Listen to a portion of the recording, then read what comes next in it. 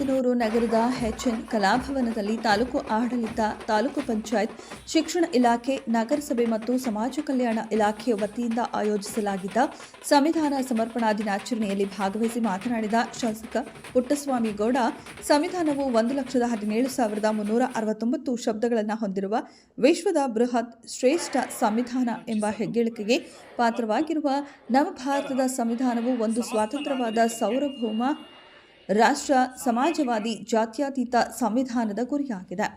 ಸಂವಿಧಾನವು ಎಲ್ಲ ಪ್ರಜೆಗಳಿಗೂ ಮೂಲಭೂತ ಹಕ್ಕುಗಳನ್ನು ಒದಗಿಸಿಕೊಟ್ಟಿದೆ.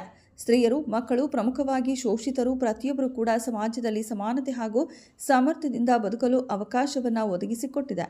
ವಿಶ್ವದ ಅತ್ಯಂತ ಶ್ರೇಷ್ಠ ಗಣ್ಯ ಮಾನ್ಯರಲ್ಲಿ ಜ್ಞಾನದ ನಿಧಿ ಎಂದು ಕರೆಸಿಕೊಂಡಿರುವ ಡಾಕ್ಟರ್ ಬಿ.ಆರ್. ಅಂಬೇಡ್ಕರ್ ಅವರು ಸಮಾಜ ನಿರ್ಮಾಣಕ್ಕೆ ಅಗತ್ಯವಿರುವ ರೀತಿಯಲ್ಲಿ ಸರ್ವಜನಾಂಗಕ್ಕೆ ಶ್ರೇಷ್ಠ ಸಂವಿಧಾನವನ್ನು ನೀಡಿದ್ದಾರೆ. ಆದರೆ ಅವರೇ ಒಂದು ಮಾತನ್ನು ಕೂಡ ಹೇಳ್ತಾರೆ, ಸಂವಿಧಾನ ಎಷ್ಟೇ ಒಳ್ಳೆಯ ರೀತಿಯಲ್ಲಿ ಇದ್ದರೂ ಅದನ್ನು ನಿರ್ಮಿಸುವವರು ಕೆಟ್ಟವರಾಗಿದ್ದಾರೆ, ಅದು ಕೆಟ್ಟದಾಗಿ ಬಿಡುತ್ತೆ.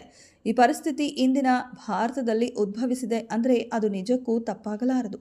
ವಿಶ್ವದ ಶ್ರೇಷ್ಠ ವ್ಯಕ್ತಿಗಳು ಹೇಳುವಂತೆಯೇ ಭಾರತವು ಸಂವಿಧಾನವನ್ನು ಅನುಸರಿಸಿದರೆ ಕೇವಲ ಕೆಲವೇ ವರ್ಷಗಳಲ್ಲಿ ವಿಶ್ವದ ಶ್ರೇಷ್ಠ ರಾಷ್ಟ್ರವಾಗಲು ಸಾಧ್ಯ. ಭಾರತೀಯ ಪ್ರಜೆಗಳಾದ ನಾವು ಭಾರತವನ್ನು ಸಾರ್ವಭೌಮ, ಸಮಾಜವಾದಿ, ಧರ್ಮ ನಿರಪೇಕ್ಷ, ಪ್ರಜಾಸತ್ತಾತ್ಮಕ ಗಣರಾಜ್ಯವನ್ನಾಗಿ ರೂಪಿಸುವುದಕ್ಕಾಗಿ ಭಾರತದ ಎಲ್ಲ ನಾಗರಿಕರಿಗೆ ಸಾಮಾಜಿಕ, ಆರ್ಥಿಕ ಮತ್ತು ರಾಜಕೀಯ ನ್ಯಾಯವನ್ನು, ವಿಚಾರ, ಅಭಿವ್ಯಕ್ತಿ, ನಂಬಿಕೆ, ಶ್ರದ್ಧೆ ಮತ್ತು ಉಪಾಸನೆಯ ಸ್ವಾತಂತ್ರ್ಯವನ್ನು ಹಾಗೂ ಸಮಾನ ಸ್ಥಾನವನ್ನು ದೊರೆಯುವಂತೆ ಮಾಡುವುದಕ್ಕಾಗಿ ವ್ಯಕ್ತಿ ಗೌರವ, ದೇಶದ ಏಕತೆ ಮತ್ತು ಸಮಗ್ರತೆಗಾಗಿ ಎಲ್ಲರನ್ನ ಸಮಾನತೆಯ ಸಹೋದರತೆಯ ಭಾವನೆಯನ್ನು ಮೂಡಿಸುವುದಕ್ಕಾಗಿ ದೃಢ ಸಂಕಲ್ಪ ಮಾಡಿ ನಾವು ನಮ್ಮ ಸಂವಿಧಾನವನ್ನು ಅನುಸರಿಸಬೇಕಾಗಿದೆ.